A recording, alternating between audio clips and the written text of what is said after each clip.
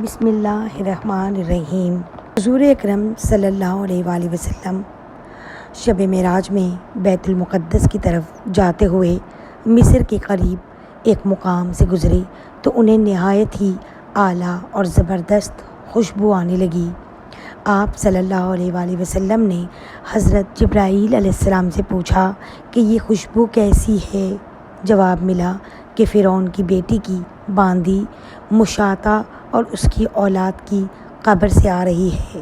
پھر حضرت جبرائیل علیہ السلام نے اس کا قصہ بیان کیا کہ مشاطہ فرعون کی بیٹی کی خادمہ تھی اور وہ خفیہ طور پر اسلام لا چکی تھی۔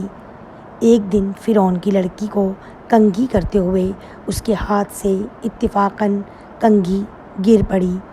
وہ اٹھانے لگی تو اس کی زبان سے بے ساختہ بسم اللہ نکل گیا۔ اس پر شہزادی نے کہا کہ تم نے آج عجیب کلمہ بولا، رب تو میرے باپ فرعون ہی ہیں، تو پھر تم نے یہ کس کا نام لیا ہے؟ اس نے جواب دیا، فرعون رب نہیں بلکہ رب وہ اللہ ہے جو مجھے اور تمہیں اور خود فرعون کو روزی دیتا ہے۔ شہزادی نے کہا، اچھا تم میرے باپ کے سوا کسی اور کو اپنا رب مانتی ہو؟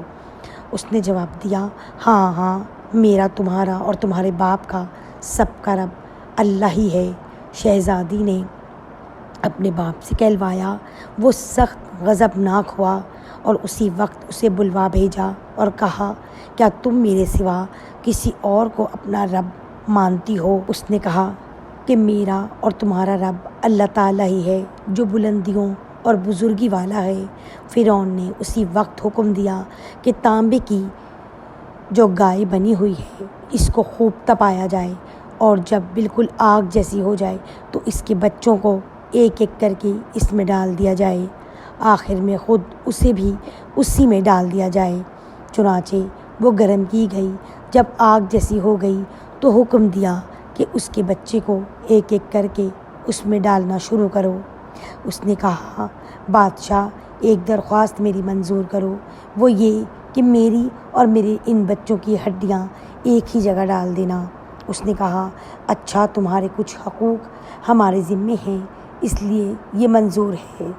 اس کی دونوں بچیاں اس کی آنکھوں کے سامنے اس میں ڈال دی گئیں اور وہ فوراً جل کر راکھ ہو گئیں۔ پھر سب سے چھوٹی کی باری آئی جو ماں کی چھاتی سے لگا ہوا دودھ پی رہا تھا۔ فرعون کے سپاہیوں نے اسے گھسیٹا تو اس نیک بندی کی آنکھوں تلے اندھیرا چھا گیا۔